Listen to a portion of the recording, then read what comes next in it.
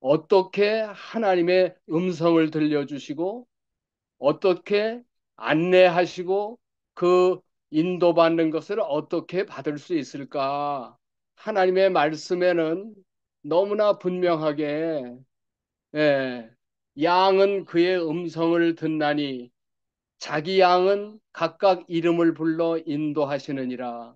그리고 양을 예, 인도하시는 예수님은 양들이 그의 음성을 아는 거로 따라가되 타인은 알지 못하므로 도리어 도망한다. 그렇게 말씀하셨어요.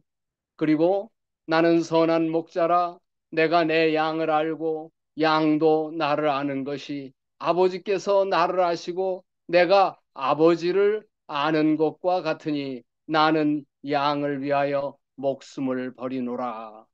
우리가 잘 아는 대로 한 번도 이 예수님을 만난 일이 없었던 구레네 사람 시몬은 자기 아들들을 통해서 들었던 예수님에 관해서 그분이 십자가를 지고 힘들어 가는 것, 그 모습을 보고 어휴, 너무 안타깝고 불쌍하다고 생각을 하니까 로마 병정이 그를 강제로 끌어다가 이 십자가를 지웠어요. 그런데 쿠레네 사람 시몬은 그 하나님의 섭리를 감사히 여기고 구원의 자녀가 돼요.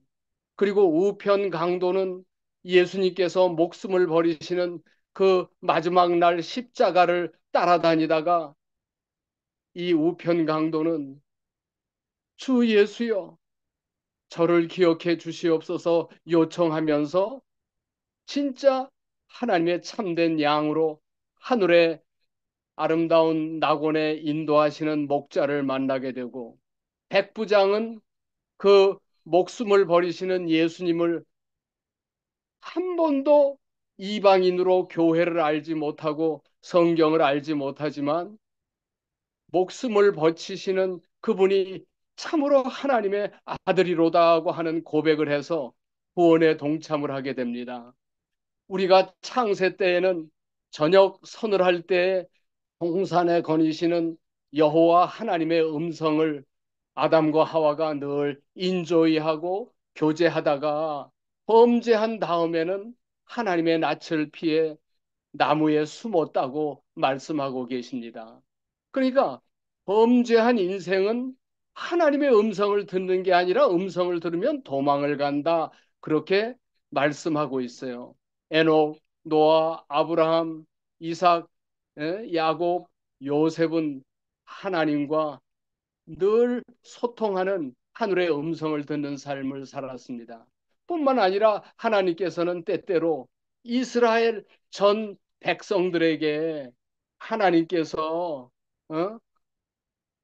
친히 불 가운데 음성을 들려주셨는데 이스라엘 백성들은 모세에게 아, 모세여 당신이 들으시고 직접 우리에게 말씀하지 말게 하옵소서 그렇게 하나님의 음성 듣는 것을 거절했어요. 이 놀라운 역사 속에서 우리는 정말 과연 어떻게 하나님의 음성을 듣고 안내를 받는가? 우리 창세 때에는 하나님께서 직접 대면해서 대화를 나누셨어요. 그리고 그들이 이 하나님과 대화하는 것을 너무 즐겼어요. 이 지구는 당시에 우주에서 반역을 일으켰던 루시퍼와 3분의 1 천사들을 제한된 이 땅, 지구로 내쫓으셨어요. 그렇지만 그럼에도 불구하고 악인, 악마가 우글거리는 이 지구에 아담과 하와를 지금 보시는 그림처럼 창조하셨어요. 그리고 미리 아셨어요. 아담과 하와가 이 사단의 유혹에 타락할 것을 미리 예견하셨는데 이 유혹하고 타락을 당한 인류를 위해서 어, 인자 되신 예수님이 사람의 아들로 이 땅에 태어날 운명을 아셨어요. 계획하셨어요. 그것은 예? 비밀의 경륜이라고 말씀하시는데 이 비밀의 경륜은 영원부터 만물을 창조하신 하나님 속에 감추어져 있던 비밀의 경륜이다. 이것은 영원부터 우리 주 예수 그리스도 안에서 예정하신 뜻이라고 설명을 하셔서 로마서에 우리 사도 바울은 한 사람 첫째 아담을 통하여 사망이 왕노릇하더니 더욱 은혜와 의의 선물을 받으신 예수 그리스도 한 분으로 말미암아 생명 안에서 왕노릇하게 하셨다는 거예요. 한 분 예수 그리스도는 새로운 조상이 되셨어요. 새로운 조상은 둘째 아담 예수님으로 말미암아 새로운 조상이 되는데 이것은 이 지구의 조상일 뿐만 아니라 한 번도 타락한 일이 없는 천사들과 우주 거민들이 다시는 타락하지 않는 놀라운 역사를 이루게 하는 조상이 되셨다고 말씀하고 계세요. 그런데 우리가 기억할 것은 이 창조 때 한 번도 범죄한 적이 없는 아담과 하와, 특별히 하와가 사단이 뱀을 통하여 말한 그 선악과를 바라본즉 먹음직도 하고 보암직도 하고 지혜롭게 할 만큼 탐스럽게 한 그 나무를 보고 여자가 실과를 자기가 따먹을 뿐만 아니라 남편에게도 줘서 먹게 하고 타락하게 만드는 도구가 되었다는 거예요. 그런데 여기 보실 것은 범죄하기 전에도 우리가 보는 거, 듣는 거, 오감이나 감정으로 자기 생각으로 판단하는 것은 예? 느낌을 신뢰하는 일은 얼마나 위험한가. 하나님의 말씀을 신뢰하지 않고 먹는 날에는 정령 죽겠다는 말씀을 의지하지 않고 자기의 느낌, 감정을, 생각을 따라 결국 우리의 조상 아담과 하와는 조상들이 그랬던 것처럼 감정을 신뢰함으로 실패하게 됩니다. 사단은 첫 조상을 유혹하고 이치를 따져가며 뱀을 통해서 대화했어요. 이렇게 사단은 유리한 고지를 차지하고 아담과 하와에게 최면을 걸었다고 기록하고 있어요. 이 최면수를 주님께도 썼지만 성경 말씀으로 대답하시니 사단은 절대로 승리할 수 없었다 기록하고 있어요.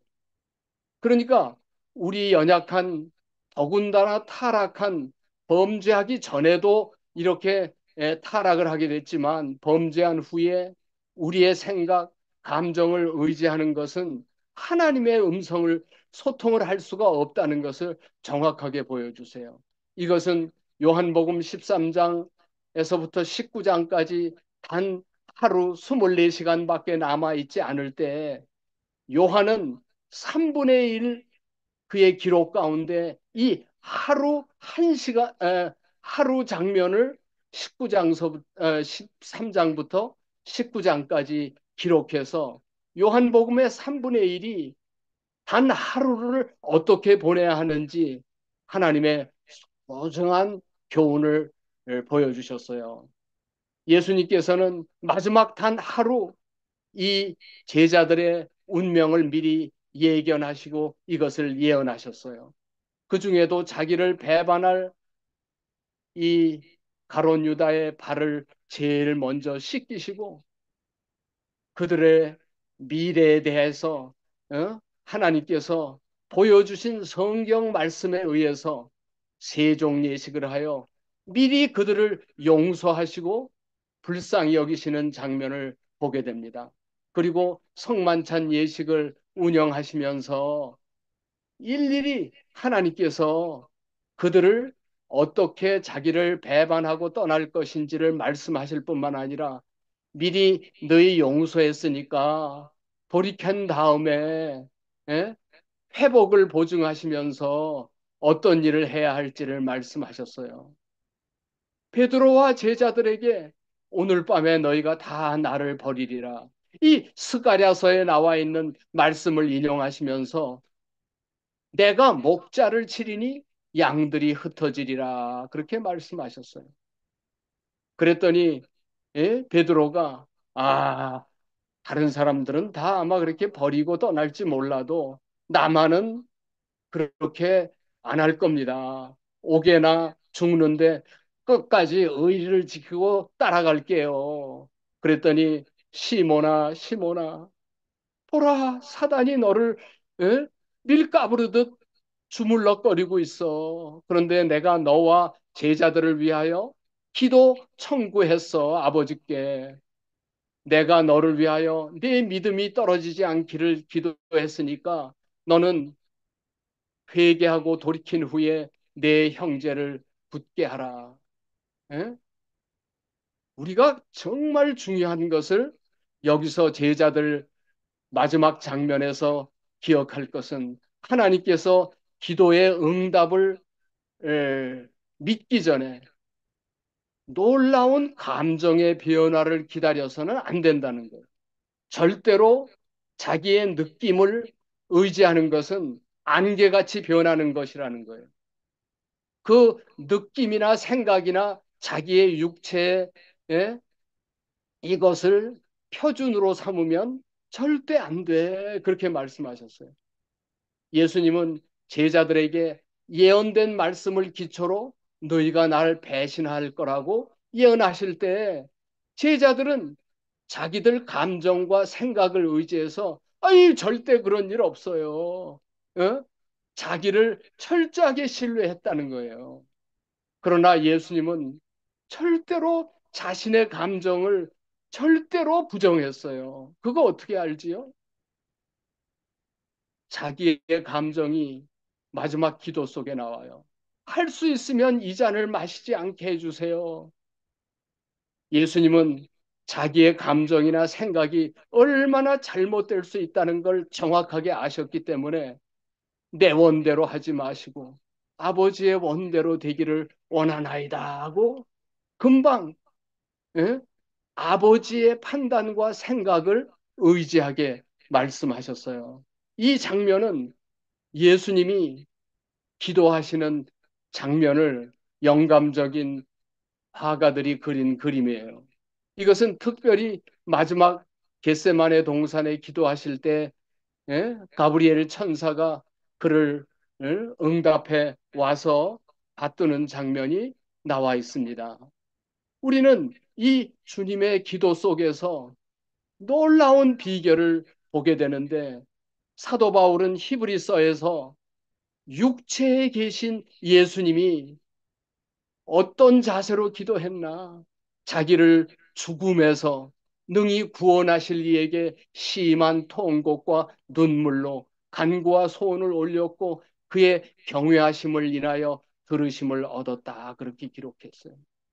그러니까 이게 한 번 기도가 아니라 육체에 계실 때 어려서부터 돌아가실 때까지 죽음에서 죽기 살기로 살려주세요 하는 심정으로 기도하셨다는 거예요. 그러니까 이것은 마치 물에 빠졌던 베드로가 오 주님 나 좀 살려주세요.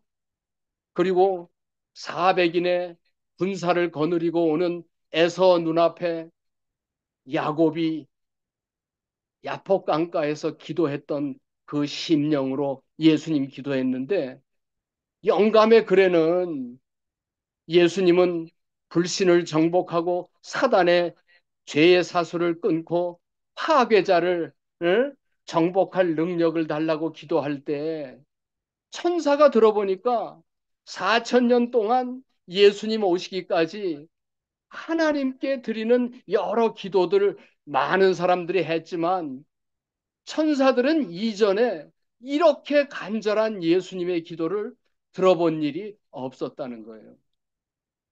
그러니까 이 땅 위에서 한 번도 죄 범한 일이 없는 예수님이 이렇게 간절히 기도하시는데 많은 사람들이 예? 이 예수님의 기도를 흉내내지 못하는 거예요. 제자들이 그랬어요.